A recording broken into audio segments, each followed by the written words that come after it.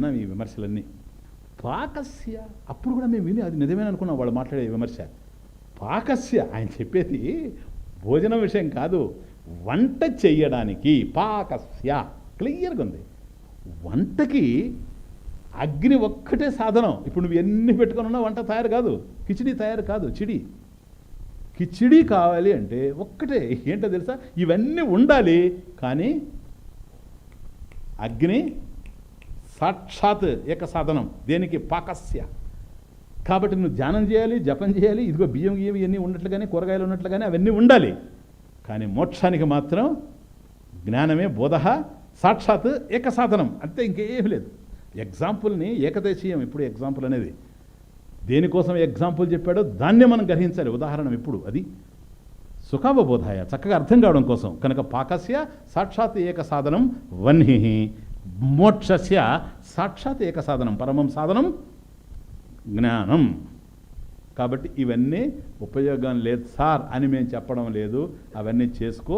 కానీ చిత్తశుద్ధి కోసమే, కానీ వాటి వల్లనే నీకు జ్ఞానం రాదు. వాటిలో నువ్వు ఎంత పండిపోయినా సరే ఇంకొక జన్మకు మళ్ళీ పోవలసిన వాడివే. కానీ జ్ఞానం కోసం శృతి మందిరాన్ని వెతుక్కుంటూ నువ్వు వెళ్ళవలసిందే. కానీ వాటి వల్లనే నువ్వు జ్ఞానాన్ని పొందేటువంటి, మోక్షాన్ని పొందేటువంటి ప్రసక్తి మాత్రం లేనే లేదు.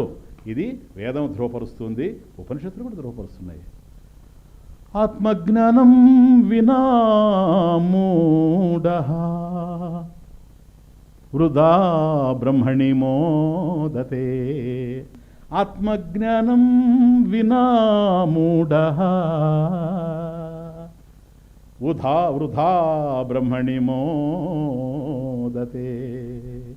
ప్రతిబింబిత శాకాగ్ర ఆస్వాదిత, ప్రతిబింబిత శాకాగ్ర ఫలాస్వాదనమోదతే. వేదం, ఉపనిషత్, మైత్రేయ ఉపనిషత్. ఇదే మైత్రేయ ఉపనిషత్. ఏంటో తెలుసా ఇది? ఈ ఆత్మజ్ఞానం అవసరం లేదండి, నువ్వు ధ్యానం చేస్తే చాలు, నువ్వు పారాయణాలు చేసుకుంటుంటే చాలు, తీర్థయాత్రలు తిరిగితే చాలు. ఈ మాటలంతా ఆత్మజ్ఞానం వినా, ఆత్మజ్ఞానం లేకుండానే మూఢ, మందమతి, మూర్ఖుడు, వృధా బ్రహ్మణి మోదతే. వాడు కూడా ఆనందపడిపోతాడు. చూడు, జ్ఞానం వినా తమస్సుండి, ఆత్మజ్ఞానం లేకుండా మూఢుడట వృధాగా బ్రహ్మణి మోదతే, ఆయన బ్రహ్మానందాన్ని అనుభవిస్తూ ఉండడట. ఈ బ్రహ్మానందం ఎలా ఉందంటే మైత్రేయ ఉపనిషత్తులో చెప్తాడు, ప్రతిబింబిత శాకాగ్ర ఫలాస్వాదనమోదతే. ఒకడు ఓ సరోవరం దగ్గరనో బావి దగ్గరనో గట్టు మీద కూర్చొని, ఆ పక్కనే చెట్టు ఉంది, ఆ చెట్టు నీళ్ళలో ప్రతిబింబిస్తుంది కదా. ప్రతిబింబిత శాఖ, వృక్షశాఖ, వృక్షశాఖ, ఆ శాఖలన్నీ కూడా అట్లా ఉంటాయి లోపల. శాఖాగ్ర, అది కూడా చివర్లో, ఆ చివర్లో కదా పండ్లు ఉంటాయి. ఇప్పుడు కూడా కాండం దగ్గర ఎక్కడ ఉంటాయి పండ్లు?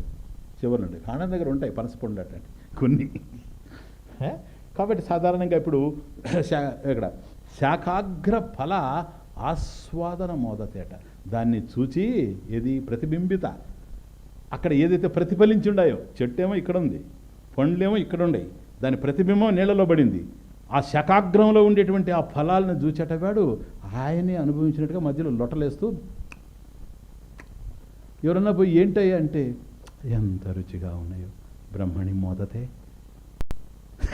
చూడండి, ఆ రోజుల్లోనే వీళ్ళు వస్తారని వాళ్ళకి తెలుసు, ఋషులకు తెలియంది ఏమీ లేదు. అర్థమవుతుంది? కనుక జ్ఞానం వినా మోక్ష నసిద్ధ్యతి. ఎలాగూ పాకస్య వన్హివత్. క్లియర్? బోధ అన్య సాధనేభ్య హి సాక్షాత్ మోక్ష ఏక సాధనం. బోధ సాక్షాత్ మోక్ష ఏక సాధనం. జ్ఞానం వినా మోక్ష నసిద్ధ్యతి. కథం? పాకస్య అగ్నివత్ వన్హివత్. సరేనా?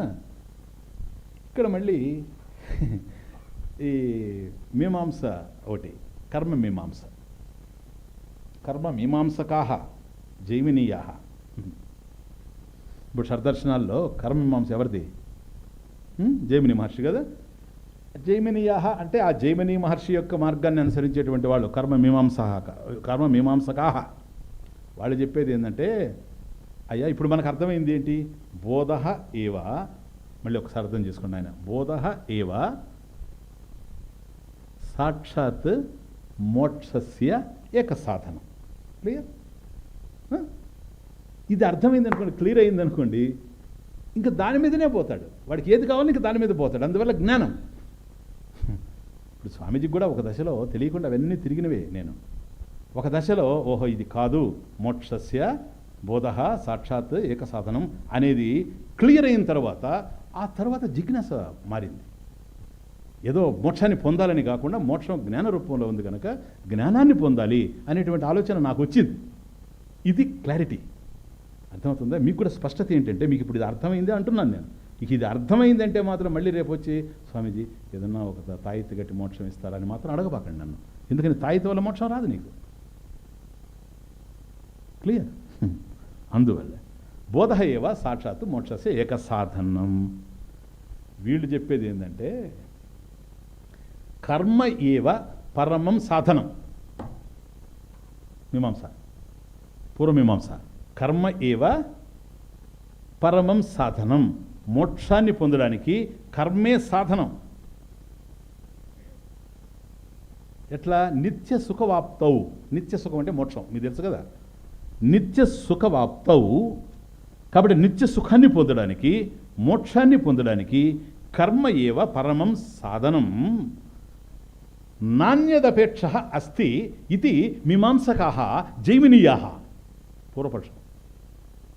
ఇంత క్లియర్గా అర్థమైన తర్వాత ఇప్పుడు వాళ్ళు చెప్పేది ఏంటంటే, నాణ్యదపేక్ష అస్తి, అన్యత్ అపేక్ష అస్తి నా. ఇంకొకటి అవసరం లేదండి, ఇంకొక మార్గం అవసరం లేదు. ఎందుకని? కర్మ ఏవ పరమం సాధనం. నిత్య సుఖవాప్తవు. నిత్య సుఖాన్ని పొందడానికి, నిత్య సుఖవాప్తవు అంటే మోక్షానికి. చూడండి తర్వాత, మోక్షాయ ఏం కావాలి? కర్మ ఏవ పరమం సాధనం. వాళ్ళు చెప్పేది జ్ఞానం కాదు, కర్మ వల్లనే సాధనం. అదే పరమం సాధనం, ఏక సాధనం, ఏకైక సాధనం. అన్యదపేక్ష అస్తి. నాణ్యదపేక్ష అస్తి. నాణ్యదపేక్ష అస్తి. అన్యత్ అపేక్ష అస్తి నా. నాణ్యదపేక్ష అస్తి. అది నాణ్యదపేక్ష అస్తి. ఇంకొక దాన్ని అపేక్షించాల్సిన అవసరం లేదు. జ్ఞానం అనేటువంటి దాన్ని కోరుకోవాల్సిన అవసరం లేదు. కర్మ సరిపోతుంది. ఇది కర్మ మీమాంసకాః జైమినీయాః అని వాళ్ళ పూర్వపక్షం. ఆచార్యుల వారు వాళ్ళు ఇలా అంటారని చెప్పకుండా థర్డ్ శ్లోక, అవిరోధితయా కర్మ నా విద్యాం వినివర్తయేత్ విద్యా విద్యాం నిహంత్యేవ తేజస్తిమిర సంఘవత్.